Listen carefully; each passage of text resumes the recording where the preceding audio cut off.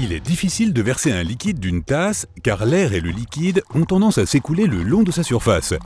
Ce phénomène s'appelle l'effet Coanda. Les molécules du liquide versé sont attirées par la surface du mug. Une autre raison est la tension de surface. Les molécules d'un liquide ont tendance à se coller les unes aux autres plutôt qu'à l'air. L'eau reste donc collée et coule le long de la tasse au lieu d'aller là où tu veux. Il existe plusieurs théories expliquant pourquoi les rideaux de douche se collent toujours à notre corps. Mais la plupart d'entre elles s'accordent sur un point. Cela est dû à la différence de pression de part et d'autre du rideau. La pression est plus faible à l'intérieur de la douche. C'est donc là qu'ira le rideau.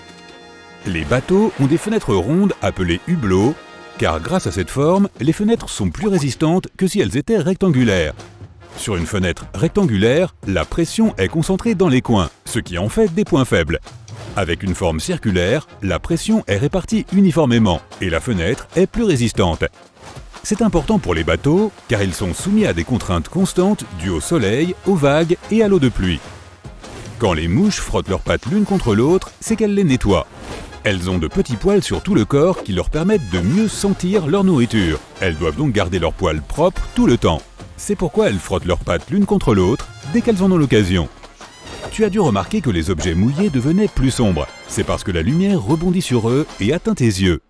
Dans l'obscurité, tu ne vois quasiment rien, car presque aucune lumière ne t'atteint. Plus il y a de lumière, plus elle rebondit, et plus les objets deviennent brillants. Quand un objet est mouillé, une partie de la lumière qui le frappe est absorbée. Elle rebondit donc moins, et l'objet semble plus sombre. Le savon coloré produit une mousse blanche en raison du phénomène de diffusion de la lumière. Les rayons lumineux qui frappent un objet sont soit absorbés, soit réfléchis. Les objets qui absorbent toutes les couleurs paraissent noirs et ceux qui réfléchissent toutes les couleurs paraissent blancs. Un savon rouge paraît rouge parce que seule cette couleur est réfléchie.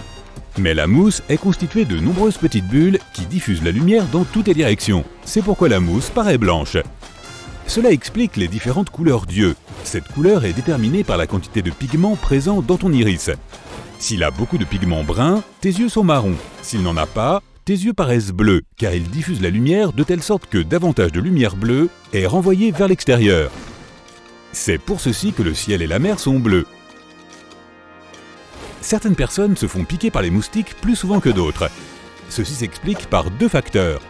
Le premier est la quantité de dioxyde de carbone qu'une personne exhale.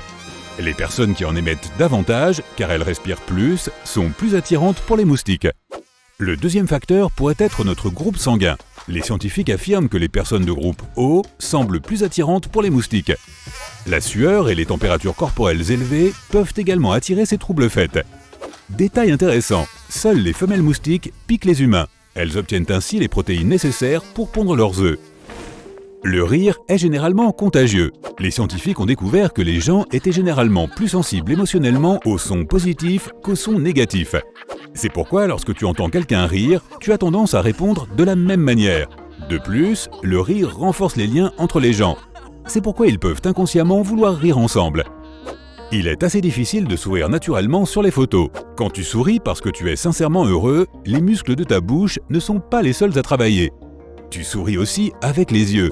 Des pas de doigts apparaissent alors autour de tes yeux et tes pommettes se relèvent.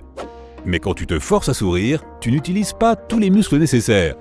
Tu te concentres uniquement sur ceux de ta bouche et ton sourire n'a donc rien de naturel. Mon astuce consiste à penser à du chocolat. Ah! La plupart des gens se trouvent plus beaux devant un miroir que sur une photo. Dans un miroir, ton image est inversée. La gauche est à droite et la droite est à gauche. C'est ainsi que tu as l'habitude de te voir. Sur une photo, tu te vois comme les autres te voient réellement. Et cela peut être choquant. En plus, quand tu te regardes dans un miroir, tu es en mouvement et tu peux ajuster tes expressions pour paraître plus beau. Sur une photo, tu es figé et tu ne peux donc pas changer d'expression ou de posture. Tout devient silencieux quand il neige, car la neige absorbe les sons. Il y a de petits espaces entre et à l'intérieur de chaque flocon de neige, ce qui piège les ondes sonores. Mais seule la neige fraîche et poudreuse peut bien capturer les sons. Elle en absorbe jusqu'à 60%. Quand elle est humide et lourde, il y a moins d'espace à l'intérieur et le son n'est pas piégé.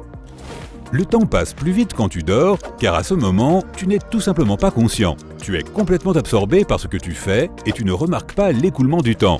C'est pareil quand tu fais quelque chose que tu aimes vraiment. Les heures s'écoulent sans que tu les remarques. On voit parfois des points lumineux et des motifs bizarres quand on se frotte les yeux. Ces couleurs et ces formes sont appelées phosphènes. Quand tu te frottes les yeux, tu augmentes la pression sur tes globes oculaires. Cela active les neurones de ta rétine qui traitent les informations visuelles. Ton cerveau pense alors que tu regardes la lumière et il essaie alors de la voir.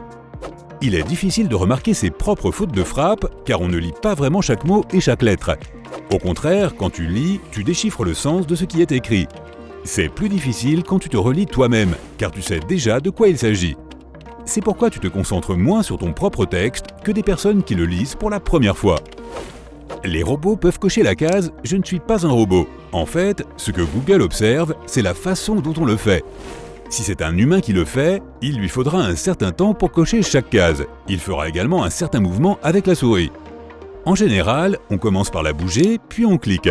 Les robots procèdent différemment. Ils téléchargent la page, puis cliquent sur les cases de manière programmatique. Il n'y a donc pas de mouvement. C'est cette différence qui permet à Google de distinguer les robots des humains. Beaucoup de gens peuvent comprendre une langue étrangère sans la parler. L'explication la plus simple de ce phénomène est qu'il est plus difficile d'inventer une phrase entière.